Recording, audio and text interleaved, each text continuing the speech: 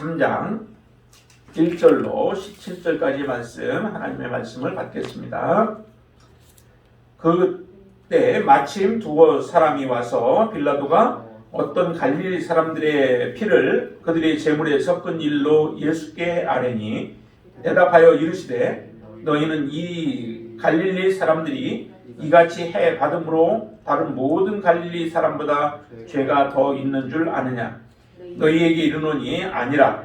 너희도 만일 회개하지 아니하면 다 이와 같이 망하리라. 또 실로암에서 망대가 무너져 치어 죽은 18사람이 예루살렘에 거한 다른 모든 사람보다 죄가 더 있는 줄 아느냐? 너희에게 이르노니 아니라.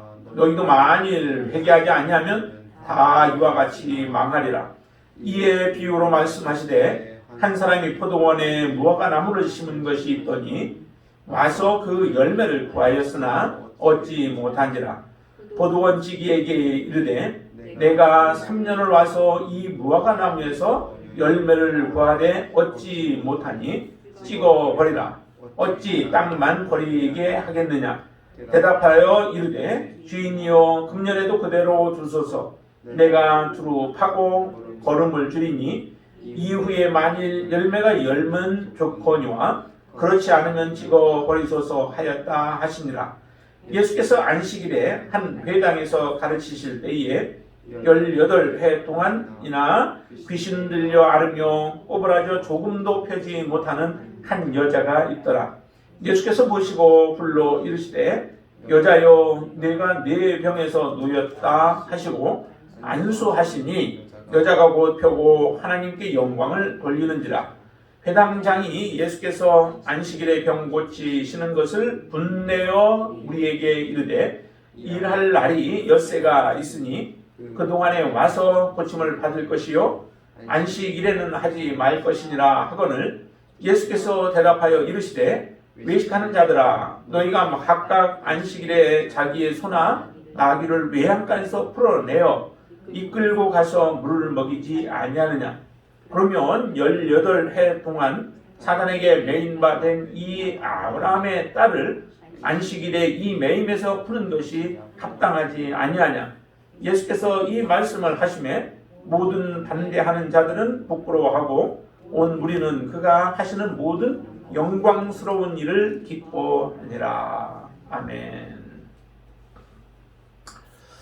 13장 말씀 우리가 반 정도만 읽었는 17까지만 읽었는데요. 이 말씀 안에서 보면은 우리에게 하시고자 하는 그 주님이 원하시는 그 내용이 하나 특별히 눈에 띄는 단어가 있습니다. 그게 이제 회개라고 하는 단어이죠. 회개. 우리가 이 땅에 살아가는 동안에 정말 온전한 회개, 참된 회개를 우리가 하나님 앞에 해야 하는데 참된 회개를 하지 아니하고 회개한 것처럼 보여지는 경우들이 많이 있습니다. 그런 경우가 이제 참 조심스러운 거죠. 하나님 앞에 온전한 회개를 하고 하나님 앞에 서서 믿음으로 살아가는 것이 그게 마땅히 그리스도인으로서 해야 하는데 그 참된 회개가 이루어지지 아니하고 회개한 것처럼 보여서 내가 신자처럼 보이지만 실제적으로 신자가 아닌 경우가 있을 수 있다라고 하는 거죠. 이런 부분들을 우리는 항상 조심해야만 합니다. 하나님 앞에 그러면 무엇을 가지고 정말 내가 온전한 참된 회개를 하나님 앞에 했는가라고 하는 거예요. 그것은 다른 것으로도 많이 알 수도 있겠지만은 정말 주님과 나와의 관계가 어떤 관계인가라고 하는 것이에요. 내가 주님을 이용하는 사람은 주님 앞에 아무리 우리가 회개했다 할지라도 우리는 참된 회개를 한 자는 아니죠. 참된 회개를 하게 되어지면 그 회개는 우리의 죄를 주님 앞에 내놓을 뿐만 아니라 죄로부터 돌아선 것입니다. 완전히 돌아선 것이죠. 죄에서부터 돌아서서 주님의 뜻대로 이제 순종하며 살아가고 주님은 나의 주인이 되셔야지 내가 이용해야 할 주님의 이름을 이용을 해서 내가 이용하고 또 주님을 사용하는 이런 자가 되어서는 안 되는 거죠. 내가 철저히 주님 앞에 나는 회개하고 그 다음에 주님이 나의 주인임을 고백하면서 매일의 삶 속에서 주님이 나의 주인된 삶을 살아가는 그런 사람은 바로 참된 회개가 이루어진 사람들이죠. 그 상태를 지속해서 우리가 살아가는 거예요. 그 주님과의 관계가 더 이상 깨어지지 않게 우리는 이 땅에서 계속해서 그 관계를 지켜내는 것이죠. 그게 바로 믿음으로 살아가는 삶의 모습이에요.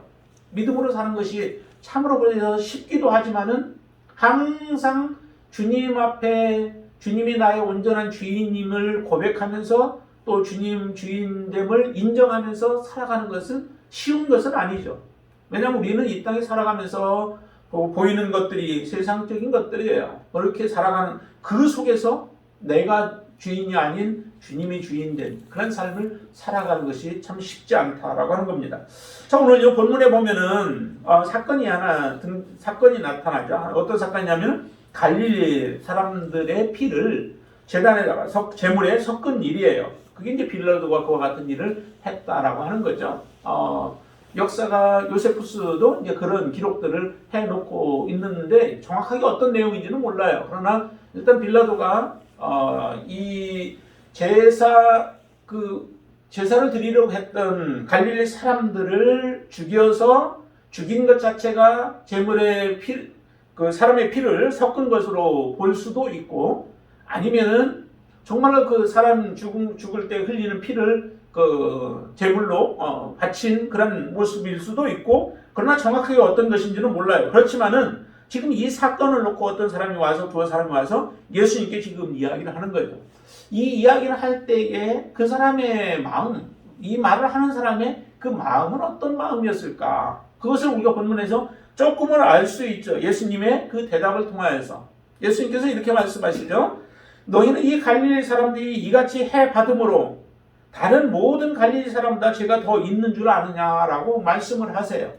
이 말은 다시 말하면 두 사람뿐만 아니라 다른 사람들의 많은 사람들의 생각 속에서도 누군가가 해를 입고 아니면은 사고가 일어나고 아니면 질병을 당하게 되면 그 사람들은 뭔가 죄가 있어서 그 죄의 대가로서 받는 것이다라고 생각을 많이들 하게 되어집니다. 유대인들의 그 생각 속에 그런 사상이 있었죠. 그래서 요한복음 9장에서도 보면 날 때부터 소경되었던 그 사람에 대해서 사람들이 묻잖아요. 저 사람이 날 때부터 소경이 되었는데 그러면은 본인 자신의 죄 때문에 저렇게 날 때부터 소경입니까? 아니면은 부모가 죄를 지어서 부모의 죄 때문에 저 사람이 소경으로 태어났습니까? 라고 하는 그런 질문을 하잖아요. 그 이야기는 자기들의 생각 속에 둘 중에 한 가지로 생각을 하고 있는 거죠. 부모의 죄 때문이든, 그래서 부모의 죄를 그 자식이 태어나면서부터 그런 고통을 가지고 태어났다고 하든지, 아니면은 정말로 자기 그 뱃속에 있었지만은 뱃속에 있었던 아이의 그 죄 때문에 그렇게 태어났든지 뭐 둘 중에 한 가지다라고 보통은 생각을 했던 거죠. 그러나 주님은 뜻밖의 말씀을 하시죠. 아니다라고 하는 거예요. 그것은 하나님의 영광을 위하여 하나님께서 행하셨다라고, 그렇게 하셨다라고 말씀하시며 그의 눈을 띄우시는 놀라운 역사를 행하시죠.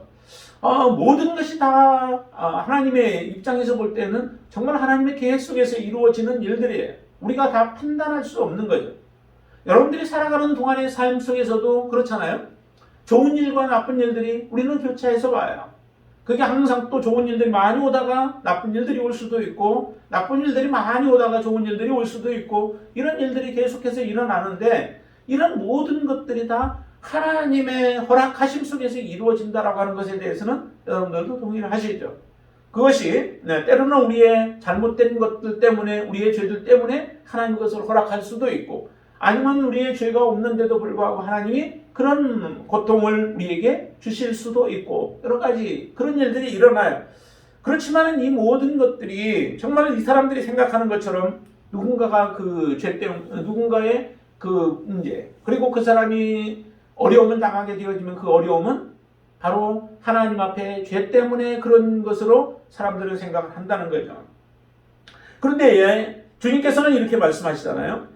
이 사람들이 비록 죽음을 당하고 제물의 피를 빌라도가 악하여서 그 피를 제물에 섞는 일들이 일어나고 그 희생자들이 되었지만은 이 사람들이 너희들보다 두 사람이 와서 보고하는 너뿐만 아니라 여기에 지금 말씀을 듣고 있는 그 사람들보다 그 사람들이 더 그 죄가 많아서 이와 같은 일들이 벌어진 줄로 생각하느냐라고 말씀하시는 거예요.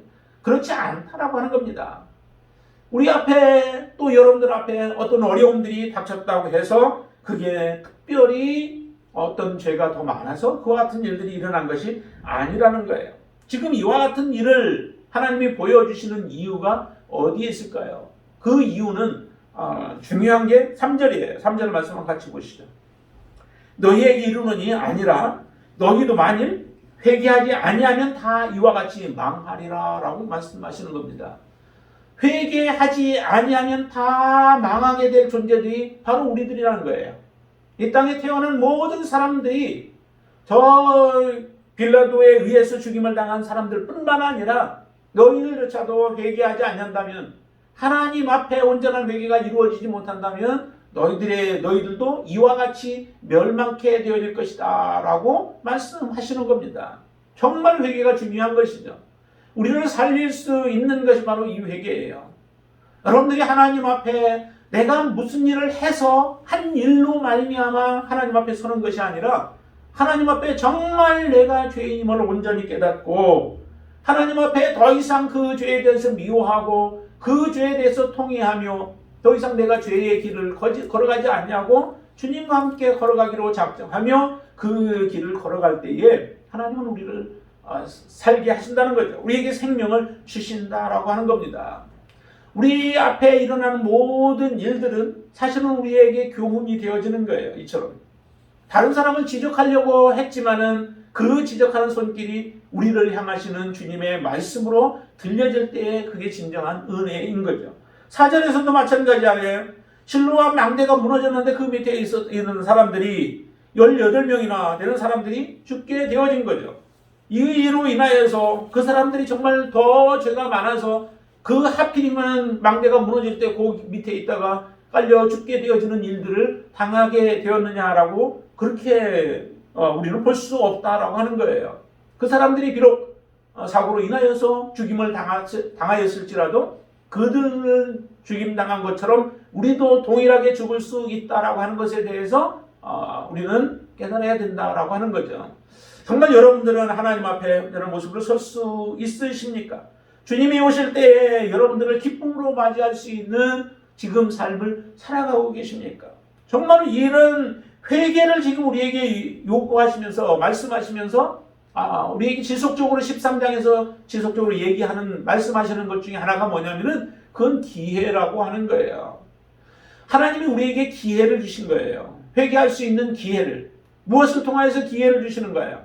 그것은 바로 여기에 일어난 이와 같은 사건들, 정말 불행한 사건들이지만 이 사건들을 통하여서도 우리에게는 지금 기회를 주고 계신 거죠.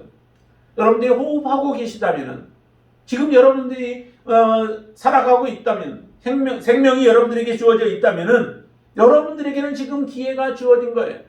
모든 것이 우리에게는 정말로 하나님의 이 놀라운 은혜를 얻을 수 있는 기회로 작용하고 있는 겁니다. 사도 바울도 그렇게 말씀하셨죠. 구약에 많은 사건들이 기록되어져 있는데 그 사건들이 왜 기록되어져 있는가? 그것은 우리로 하여금 교훈을 주기 위한 것이다 라고 하는 겁니다. 단지 그것이 우리의 지식을 넓히기 위한 목적이 아니라는 거죠.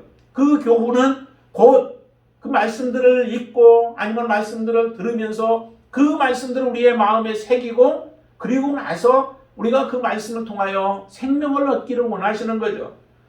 원망하는 자들이 원망하다가 멸망케 되어지고 또한 시험하던 자들이 시험으로 말미암아 그들이 멸망케 되어지고 또 우상을 섬기다가 그들은 멸망케 되어지는 일들을 우리가 성경의 구약의 내용들을 보면 너무도 많이 있잖아요. 그것이 바로 우리에게 교훈으로 주어졌다는 거예요. 이 내용들을 왜 저들이 멸망케 되어졌는가? 왜 저들이 시험하다가 정말 저들이 다 멸망케 되어졌는가? 라고 하는 것들을 보면은 우리는 더 이상 하나님을 시험하는 일에 동참하지 말아야 되는 거죠. 더 이상 우상 숭배하는 일들에 빠지지 말아야죠. 그게 바로 참된 지혜예요. 성령이 우리 안에 정말 예수 그리스도와 함께 하나님의 자녀가 되었다면 우리의 삶 가운데 하나님만 함께 하시면서 우리를 그렇게 인도하시는 거예요. 더 이상 죄의 길로 가지 말라고. 하나님의 말씀 가운데로 우리는 가라고 하나님은 우리에게 말씀하시는 거죠. 그래서 더 죄가 있는 줄 너희들은 아느냐? 아니라는 거죠. 더 죄가 있는 게 아니라 우리도 동일한 죄가 있었지만은 예수 그리스도로 말미암아 우리가 거룩하게 되어졌고 하나님의 자녀가 되었으면 이제 그 하나님의 자녀가 되어진 하나님의 놀라운 은혜로 말미암아 은혜로운 삶을 하나님 앞에 보답하는 삶을 살아가는 삶이 진정한 믿음의 삶인 것입니다. 그래서 5절에 다시 한번 말씀하시죠. 너희에게 이르노니 아니라 너희도 만일 회개하지 아니하면 다 이와 같이 망할 것이다 라고 말씀합니다. 여러분들에게 하나님은 지금 기회를 주고 계십니다. 지금 하나님 앞에 기회를 잡아서 믿음으로 살아가고 있다면 그 믿음의 삶을 내가 마지막까지 이와 같은 삶을 놓지 아니하리라. 하나님 앞에 이처럼 온전한 믿음으로 살아가리라 다짐하시면서 믿음으로 살아가시게 되길 바랍니다. 자, 6절 말씀부터 보시면 거기에 이제 무화과나무에 대한 하나의 또 비유를 말씀하시죠. 무화과나무를 심었는데 3년 정도가 지나면은 그래도 그 안에 열매를 맺혀야 되죠. 어쨌든 먹을 만한 것이든 못 먹든 열매를 맺혀서 열매를 주인에게 좀 드려야 되는데 3년 동안을 잘 보살폈는데도 이 무화과나무가 열매를 맺지 못하는 거예요. 여러분들 같은 거 어떻게 하시겠습니까? 3년이 지났는데도 그래 조금 더 지켜보자. 좀 마음씨가 좋은 분들은 그렇게도 하겠죠. 심는 이유는 열매를 먹기 위함 아니겠습니까? 그런데도 열매를 맺지 못해요. 그때 이렇게 얘기를 하죠. 7절 한번 같이 읽어볼까요? 같이 읽습니다. 곧 원지기에게 이르되 내가 3년을 와서 이 무화과나무의 열매를 보아되 얻지 못하니 찍어 버리라. 어찌 땅만 버리게 하겠느냐라고 말씀하시죠. 이 무화과나무는 정말 자기의 사명을 다 감당하지 못하는 거예요. 무화과나무는 당연히 이제 시간이 지나면 해가 지나면 열매를 맺혀야 되죠. 저희 시골에도 보면 무화과나무를 심었었는데요. 이게 참 잘 자라지가 않더라고요. 한 해 조금 자라서 내년에는 좀 열매를 볼 수 있을까 하고 기대하는데 그 다음 해 되면은 이게 자라난 나무가 얼어서 죽어버렸어요. 그래서 다시 밑에 땅에 속에 있는 그 싹들은 좀 그래도 살아 있었던 것 같아요. 그래서 거기에서 다시 또 잔가지들이 올라와서 조금 한 해 자라고 나면 그 다음에 되면 또 다시 얼어서 죽어버리고 그러니까 더 이상 열매를 맺을 수 없어서 그냥 다 베버렸어요. 그렇듯이 정말로 심는 이유는 거기 있잖아요. 열매를 보기 위함 아니겠어요? 그런데 열매를 맺지 못한다면 더 이상 그것을 두어야 할 이유가 없는 거죠. 사명을 감당하지 못하면 하나님이 우리를 이 땅에 두을 이유도 사실은 없는 거예요. 저와 여러분들에게는 하나님이 다 사명을 주셨어요. 하나님이 이미 예수 그리스도를 믿은 모든 사람들은 이미 사명자입니다. 여러분들은 사명자예요. 사명자로서 우리에게 주신 사명을 감당하지 못하면 이 사람 멸망케 되어진 것과 같이 아니면 이 무화과나무와 같이 찍혀버릴 가능성들이 있다는 거죠. 하나님이 우리를 예수 그리스도의 그 보혈로 우리를 구원해 주신 이유가 우리를 구속해 주신 이유가 어디에 있습니까? 여러분을 정결케 하신 이유가 어디에 있습니까? 우리를 통하여서 예수 그리스도를 드러내고 하나님의 나라를 확장하라고 우리를 세워두신 것 아니겠습니까? 그 사명을 충성스럽게 감당해야 하는데 사명을 감당하지 못하면 버리게 되어 있다라고 하는 거죠. 그리고 이 나무는 땅만 차지하는 거예요. 그 자리에 오히려 다른 과실수를 심게 되어지면 다른 과일을 얻을 수 있지 않겠습니까? 땅만 버리는 무화과나무가 되어서는 안 된다라고 하는 거죠. 그렇기 때문에 3년을 기다렸다가 와서 이제는 찍어버리라 라고 말씀하시는 겁니다. 이제 바로 나무의 도끼가 놓이게 되어진 이런 상황 속에 지금 처해져 있습니다. 이때 8절에 보면 간절하게 지금 애원을 하죠. 자, 8절 말씀 한번 같이 볼까요? 대답하여 이르되 주인이여 금년에도 그대로 두소서 내가 두릅하고 거름을 줄이니 9절 이후에 만일 열매가 열면 좋거니와 그렇지 않으면 찍어버리소서 했다 하시니라 그러죠. 이제 기한이 얼마 남았어요? 1년 남았어요. 1년. 연장되어진 거죠. 1년은 이제 연장되어져서 1년 안에 열매를 맺는 모습을 보여주지 못하면 결과적으로 찍혀버리게 되어질 겁니다. 하나님께서 우리에게 주신 그 기회도 마찬가지라는 거죠. 우리가 하나님은 지금 계속해서 회개를 요구하고 요청하는데 그 회개를 이루지 못한다면, 온전한 회개를 우리가 이루어내지 못한다면 결과적으로 우리의 삶은 하나님 앞에 버림을 받게 되어질 것입니다. 그렇기 때문에 지금 이 기회가 무한적으로 주어지지 않는다는 거예요. 하나님이 우리 모든 사람들에게 사실은 문을 열어놓았죠. 활짝 열어놓았습니다. 지금은 더더욱 은혜의 시대이기 때문에 더더욱 그렇죠. 그러나 지금도 닫혀져 있는 곳들이 참 많이 있죠. 우리에게는, 대한민국에 살고 있는 우리들에게는 아주 활짝 열려져서 어느 누구나 정말 자기의 마음만 열면 이제 하나님 앞에 나아갈 수 있는 그러한 참 좋은 곳에 살고 있지만 지금도 닫혀져 있는 사람들이 참 많이 있습니다. 그런 우리들에게 좋은 환경 속에 우리에게 좋은 환경을 허락해 주셨는데 이런 환경 속에서 지금 주님을 만나지 못한다면 어느 때 주님을 만날 수 있겠어요? 그렇기 때문에 가장 좋은 기회를 지금 얻은 거예요. 1년의 기회를 우리가 얻었다라고 한다면 1년도 그 1년의 마지막 끝에 가서 우리가 주님을 영접하는 것이 아니라 정말 하나님의 복음을 듣는 그 순간, 그때가 바로 우리가 주님을 만날 수 있는 기회다라고 하는 것을 기억하시기를 바랍니다. 1년이라고 하기 때문에 그 아직도 많이 남았다라고 생각하고 여유를 부리다가는 언제 우리의 날이 끝나게 되어질지 모르는 거죠. 항상 하나님은 우리에게 말씀을 주실 때에 어느 긴 시간이 우리에게 혹시 생각으로는 남아있을 것처럼 보인다 할지라도 그것이 우리 것이 아니라고 하는 거예요. 내일은 여러분의 날이 아닙니다. 내일은 하나님에게 속한 것이죠. 오늘 우리가 살아가는 거예요. 그것도 지금 하나님 앞에 진실한 모습으로 살아가고 하나님의 말씀을 우리가 붙들고 지금 살아가는 거죠. 그렇게 살아가는 사람이 바로 믿음을 계속해서 지켜낼 수 있는 거예요. 그렇기 때문에 하나님 앞에 우리의 회개는 나중에가 아니라 정말로 긴급한 모습으로 하나님 앞에 서야 할 그런 모습이다라고 하는 것을 여러분들이 깨달으시기를 바랍니다. 만약에 그렇지 않다면은 하나님이 기회를 주지 않고 기한을 정하지 않았더라면은 사실은 하나님의 은혜가 되어질 수 없죠. 하나님이 우리에게 회개를 요구하는데 무작정 무한대로 만약에 이것을 열어놨다면은 구원받지 못할 사람이 이 세상에 누가 있겠습니까? 그렇죠. 마지막 언제든지 간에 우리는 내가 마음 먹고 하나님 앞에 회개하러 나올 수 있는 거죠. 사람들에게 복음을 전하다 보면 그렇게 얘기를 할 때가 있죠. 지금은 못 나가지만은 다음에 내가 나갈 거라고. 다음에 예수 믿을 거라고. 그렇게 얘기하는 사람들이 많아요. 지금은 너무 바빠서 할 일이 많아서 못 하겠고, 지금은 먹고 살기가 바빠서 내가 지금 못 나가겠다라고 하시는 분들이 많아요. 그러나 그런 사람들이 정말 하나님 앞에 나오는 사람이 얼마나 될까요? 자기 기회를 잡지 못해요. 들어도 그 들은 대로들이 순종하지 못하게 되어지죠. 소돔과 고모라 성이 멸망케 되어질 때에 그때 롯이 얘기를 하잖아요. 사위 될 사람들에게 이야기를 해서 정말 이 성이 이제 멸망케 되어질 것인데 우리와 함께 나가자라고 하지만 농담으로 여겨버려요. 그 사람이 언제 다시 구원 얻을 기회를 얻을 수 있을까요?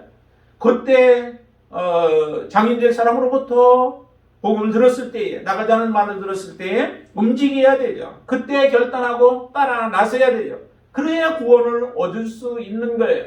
하나님의 음성이 들려질 때가 바로 우리가 움직여야 될 때고, 우리가 결단해야 될 때고, 우리가 다시 우리 자신을 살펴보아서 우리 가운데 죄된 것들이 있는지, 우리 가운데 정말 하나님 앞에 고백하지 못한 것들이 있는지를 우리가 고백하면서 하나님 앞에 온전한 모습으로 서는 것이 바로 그게 하나님의 은혜인 줄로 믿습니다. 기회를 우리가 잡고 우리가 회개하는 그런 시간이 되어질 줄로 믿습니다. 그래서 이 무화과 나무를 통해서도 정말로 너희가 회개할 기회를 찾아서 그 기회를 놓치지 말라라고 하는 겁니다. 자, 그러고 나서 10절부터 보시면은 거기에 또 한 사건은 예수님께서 무리를 일으키게 되어지죠. 어떤 일이? 회당에 들어가셨는데 그 회당에 누가 거기에 있었냐면은, 자 11절 보시면은 18해 동안이나 귀신 들려 앓으며 꼬부라져 조금도 펴지 못하는 한 여자가 거기에 있었던 겁니다. 18년 동안이나 꼬부라져서 한 번도 허리를 펴보지 못하고 그렇게 꼬부라져서 살아가야 하며 고통 가운데 지내야 하는 이 사람이 바로 그 자리에 있었던 거죠. 예수님이 이 모습을 보니까 너무도 안타까웠겠죠. 그러고 나서 그 여인을 예수님께서 치유해 주십니다. 근데 그날이 언제예요? 그날이 안식인 거죠.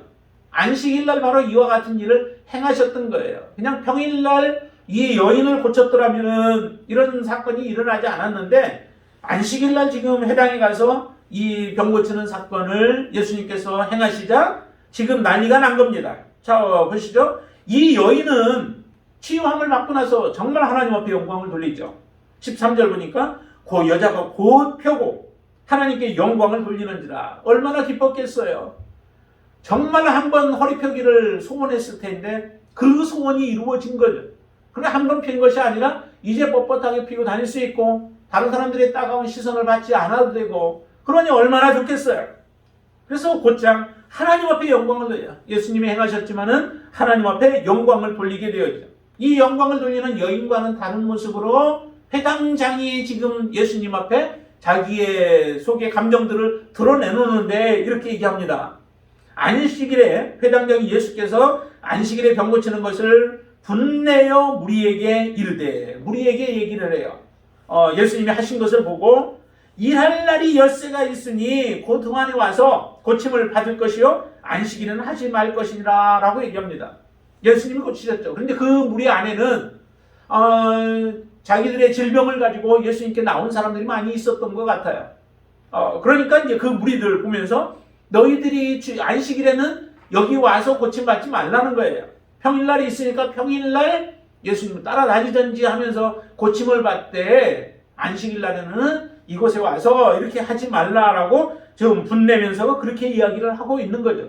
자, 이 모습을 예수님께서 보셨을 때에 정말로 어떻게 보셨을까요? 예수님이 보시는 이들의 모습은 지금 외식하고 있는 모습이에요. 이 회당장의 모습이 정말로 외식하고 있는 거죠. 어떤 것이 외식일까요? 정말 무엇이 하나님 앞에 하나님의 영광을 드러내는 삶을 살아야 하는 사람이 회당장 아니겠습니까? 그런데도 이 회당장은 하나님 앞에 진정한 영광을 돌리기를 원치 않았죠. 고침을 받은 여인은 하나님 앞에 영광을 돌려요. 그런데 이 모습을 함께 기뻐하고 즐거워해야 할 회당장은 그런 모습이 없습니다. 함께 기뻐하지 않습니다. 오히려 그 속에는 분노가 가득하죠. 왜 분노가 가득했을까요? 나름대로 우리가 생각해 본다면 정말 모든 인기가 이제 누구에게로 쏠려요? 18년 동안이나 그렇게 고통당하고 있었던 여인이 펴지는 모습을 보니 예수님의 인기가 얼마나 높아지겠습니까? 예수님 앞에 정말로 사람들이 더욱더 시선이 예수님께로 쏠리지 않겠어요? 침례 요한의 경우는 정말 그런 가운데서도 오히려 예수님 앞에 영광을 돌리잖아요. 나는 쇠하여야 되지만은 저분은 흠하여야 할 뿐이다라고 그렇게 영광을 돌리지만 웬만한 사람들이 그렇게 할 수 있겠어요? 내가 누리고 자기가 모든 회당의 모든 문제들을 주관하기 때문에 자기와 상의를 좀 해서 이런 일들을 처리를 하든지 좀 그렇게 해주면은 자기도 올라가고 예수님도 높아지지 않겠습니까? 그런데 전혀 자기와 상의도 하지 않고 안식일에 지금 이와 같은 일들을 행하셨으니 얼마나 그가 분이 나겠습니까? 그러니까 함께 기뻐하지 못하고 오히려 지금 물을 뿌리고 죄를 뿌리는 이와 같은 일들이 일어나게 되어진 거예요. 이 회당장의 마음을 주님이 보신다면은 그의 마음속에는 한 여인의 고통받는 그 모습이 보여지지 않는 거예요. 하나님의 마음이 어디에 있습니까? 하나님은 정말로 하나님을 사랑하는 마음만큼 이웃을 사랑하는 마음을 갖기를 원하시는 거죠. 자기 이웃이 고통 가운데 지금 옆에 있습니다. 옆에서 고통하고 신음하고 있어요. 그런데 고통하고 신음하는 그 소리는 안식일이라고 하는 자기들이 생각하고 있는 안식일에 해야 할 일들이라고 하는 것에 갇혀가지고 들려지지 않습니다. 들리지 않고 오히려 자기의 이름이나 아니면 자기의 명예에 그 모든 것이 마음에 거기에 쏠려져 있는 거죠. 이 사람의 모습이 바로 외식되어진 거예요. 하나님을 사랑한다 하면서 하나님을 사랑하는 모습이 없는 겁니다. 여러분 안에 정말 하나님을 사랑하는 마음이 있다면 우리의 주변에 있는 사람들에 대한 관심도 하나님이 갖기를 원하십니다. 그 사람들에 대한 사랑 여러분들이 베푸시면서 하나님을 어떻게 사랑하는 것인가? 그것은 이웃을 사랑하는 모습으로 우리에게 보여지게 되죠. 그렇게 사랑할 때에 하나님을 사랑하는 것을 보여주는 거예요. 정말 하나님을 사랑한다면 부모를 공경하는 마음이 있어야 되죠. 그런데 유대인들 가운데는 하나님을 사랑해야 하는 것, 그것이 가장 우선순위다라고 하는 것 때문에 오히려 부모를 섬기는 일들에 대해서 그들은 소홀히 하죠. 그래서 이것은 하나님께 바쳐진 거야 라고 하면은 부모에게 드려야 할 것들도 드리지 않아도 된다라고 하는 이런 잘못된 것들을 가르치면서 백성들을 유혹하고 있는 것입니다. 이게 얼마나 외식된 모습이에요. 정말 비량장의 마음 가운데 외식이 없었다면은 이 여인의 고통받는 것, 그것이 안식일이든 아니면 평일날이든 상관없이 이 여인에게 관심을 가져야 되죠. 고통당하는 자의 소리를 귀를 기울여야 되죠. 여러분들은 어디에 소리를 기울이고 있습니까? 무엇에 여러분들의 마음을 두고 계십니까? 정말 하나님의 음성을 들어가며 하나님의 말씀이 내 안에서 역사하여 그 말씀으로 다른 사람들에 대해서 관심 갖고 그 사람들의 고통을 들어주는 그런 가운데 여러분들이 살아가고 계십니까? 예수님이 바로 말씀하시죠. 이렇게 얘기합니다. 하나의 비유를 들어서 얘기하는데 소나 나귀를 외양간에서 풀어내어 이끌고 가서 너희들이 안식일에도 물을 먹이지 않느냐. 그 소나 나귀는 그 토요일까지 만약에 물을 먹었으면은 하루 물을 못 먹는 거예요. 그렇죠? 그런데 그 안식일에도 소를 끌고 가서 물을 먹인다는 거예요. 그리고 한 910m 정도, 한 2000야드 정도 안에서 풀을 뜯기는 거는 상관이 없다라고 자기들 나름대로의 율법을 해석해서 그렇게 정해 놓았어요. 그 안식일을 지키는 법을 철저하게 지키고 있는 거죠. 그러면서 하나님을 잘 섬기고 있다라고 얘기를 해요.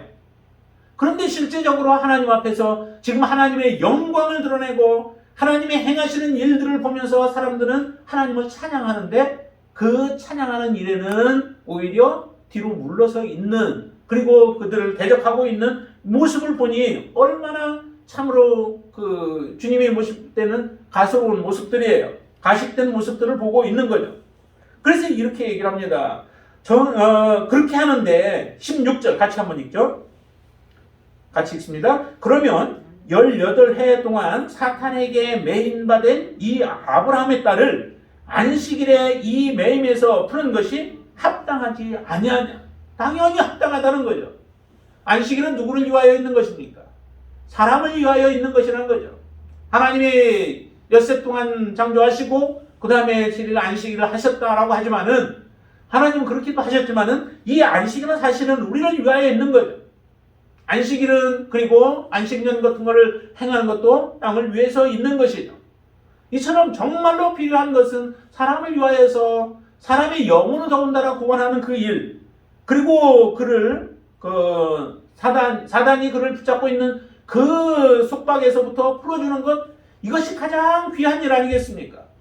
안식일이 오히려 해야 할 일들이죠. 적극적으로 해야 할 일들이에요. 그러면 안식일에 아무 일이나 해도 되느냐라고 우리가 또 그렇게 말하면 안 되겠죠. 우리 먹고 사는 일, 우리가 그냥 무엇을 해야 될까, 우리 자신을 위해서 하는 일들이라면은 하지 말아야 되겠죠. 그러나 정말로 하나님을 위한, 하나님의 영광을 위해서 하는 일들이라면은 그것은 당연히 해야 할 일들이죠. 다른 핑계를 가지고 우리가 해서는 안 된다라고 하는 겁니다.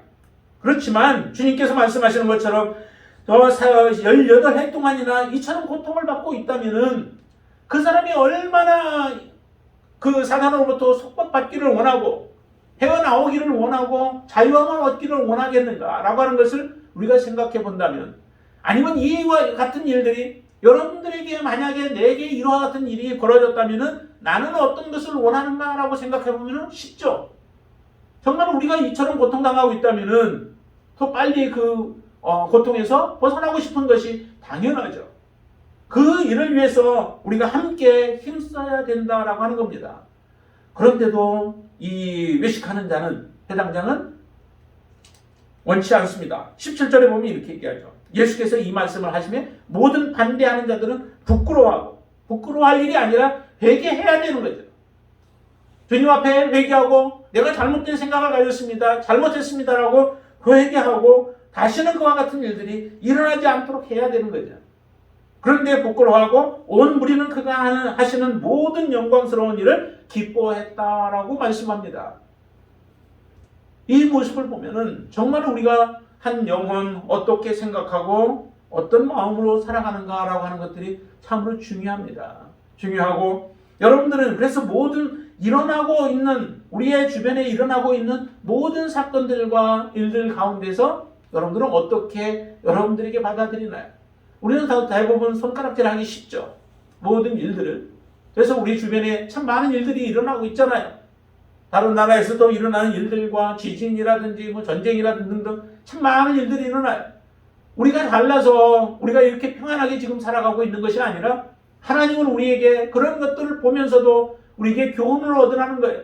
저들이 악해서 저들이 죄가 많아서 저와 같은 고통 속에 있는 것이 아니라 우리로 하여금 좋은 환경 속에 있는 동안에 더욱더 주님을 잘 믿고 우리의 믿음이 하나님 앞에 온전한 모습으로 서서 주님을 섬기기를 원하시는 그 마음을 여러분들이 보셔야 된다는 겁니다. 그리고 우리가 같은 마음을 품고 그들의 고통과 아픔들을 이해하면서 하나님의 그 영광이 그들 가운데도 그리고 또 그 아픔과 고통들이 속히 떠나고 그들에게 진정한 자유가 이루어지기를 원하는 그런 마음으로 하나님 앞에 서서 살아가는 것이 믿음의 자녀들이 우리가 해야 할 일들인 것입니다.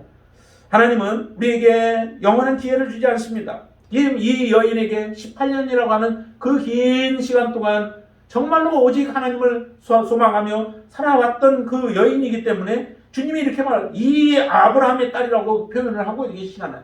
이 아브라함의 딸이 이와 같은 고통 가운데 지내있습니다. 매일매일이 그에게 주어지는 기회가 아니라 정말 예수님을 만난 지금 이때가 진정한 기회인 거죠. 그 기회를 지금 이 여인은 잡아서 예수님의 그 놀라운 은혜를 경험케 되어진 겁니다.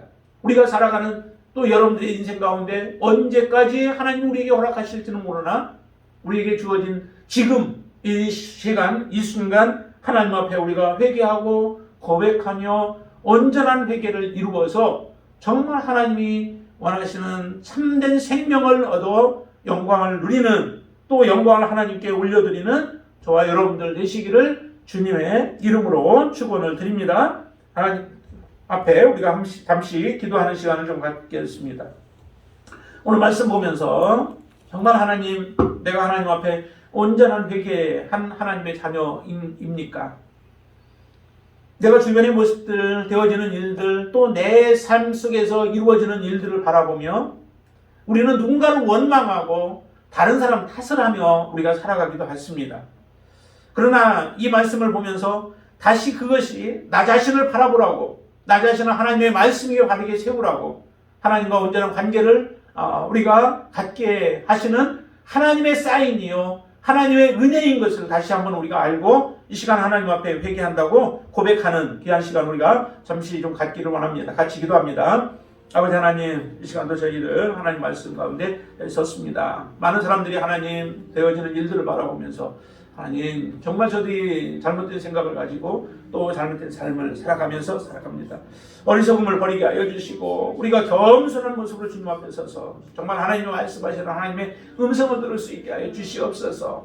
우리가 평안한 삶을 살아가고 있다고 아버지 우리가 하나님 앞에 정말 거룩한 자라고 착각하지 않게 하시고 또 아버지는 다른 사람들은 어려운 가운데 있을 때에 그들이 더 많은 죄들을 지었다라고 우리가 손가락질을 함께 하시고 정말 그 모든 것들이 우리에게 하나님의 기회로 다가오게 하여 주시옵소서. 하나님과 온전한 관계를 갖게 하시고 또 하나님 앞에 더 가까이 나아가게 하시고 하나님의 말씀이 우리 안에서 역사하게 하여 주시어서 정말 하나님과 온전한 관계로 다시 회복되어지는 역사들을 허락하여 주시옵소서. 하나님이 허락해 주신 것을 다시 잃어버리지 않게 하여 주시옵소서. 주님 정말 우리가 하나님 앞에 벌거벗은 자와 같은 모습으로 우리의 자신을 보기를 원합니다. 내가 무엇이 죄인지 무엇이 악한 것인지 무엇이 하나님의 마음을 슬프게 하는 것인지 하나님 죄된 것들인지를 우리로 하여금 보게 하여 주시어서 하나님의 말씀이 우리를 책망하게 하여 주시고 거울로 보는 것 같이 그 말씀이 우리의 삶을 바른 길로 인도하도록 역사하여 주시옵소서. 주님 앞에 정말로 겸손함으로 엎드리게 하여 주시옵소서. 아버지 하나님, 기회를 주시는 하나님 앞에 그 기회를 붙잡고 주님 앞에 설 수 있도록 역사해 주시옵소서. 할렐루야. 주님을 찬양합니다. 우리가 살아가는 동안에 참으로 많은 날들을 우리에게 주셨고 그 날들을 때로는 허비할 때도 있었습니다. 하나님, 우리가 말씀 앞에 더욱더 우리에 대신 정직한 모습으로 우리 자신을 보게 하여 주시옵소서. 하나님, 우리의 더러운 것들이 있다면 정말로 하나님 앞에 다시 온전한 회개로 주님 앞에 나아가서 거룩한 모습으로 서게 하시고 정결한 모습으로 서게 하시고 예수 그리스도의 온전한 신부로서 부족함이 없는 모습으로 깨끗게 하여 주시옵소서. 그로 인하여 정말로 하나님이 우리에게 주신 이 놀라운 기회를 우리가 박차하지 않고 잘 붙잡게 하여 주시어서 하나님의 온전한 뜻을 이루어가는 믿음의 지체를 되어지도록 사랑하는 우리 지체들을 축복하여 주시옵소서. 특별히 아버지 하나님, 연약한 자들을 주님 긍휼히 여겨 주시기를 원합니다. 아버지 하나님, 우리 세진 형제 하나님께서 긍휼히 여겨 주시고 정말로 아버지 하나님, 우리 생각지 못하게 그와 같은 고통 가운데 있는 사랑하는 아들을 주님 그 마음 속에서부터 부르짖게 하여 주시옵소서. 그 고통 가운데 주님 앞에 도우심을 구하게 하여 주시옵소서. 그냥 낮아지게 하여 주시고 겸손케 하여 주시어서 정말로 12해를 혈을 줄 알았던 여인, 정말 예수님의 옷자락이라도 만지면 나을 것을 믿고 만졌던 그 여인의 믿음을 사랑하는 어머님에게 허락하여 주시어서 아버지 하나님, 온전한 하나님의 사랑을 깨닫게 하시고 하나님을 만나게 하시고 하나님을 경험케 하여 주시옵소서. 아버지 하나님, 우리의 연약한 부분들마다 주님 앞에 내놓습니다. 하나님 만져주시고 치유하여 주시고 고쳐주셔서 하나님의 살아 역사하심을 경험하며 믿음으로 살아갈 수 있도록 역사해 주시옵소서. 우리의 모든 것을 주께 의탁합니다. 주님 받아 주시옵소서. 예수님의 이름으로 간절히 기도드리옵나이다. 아멘.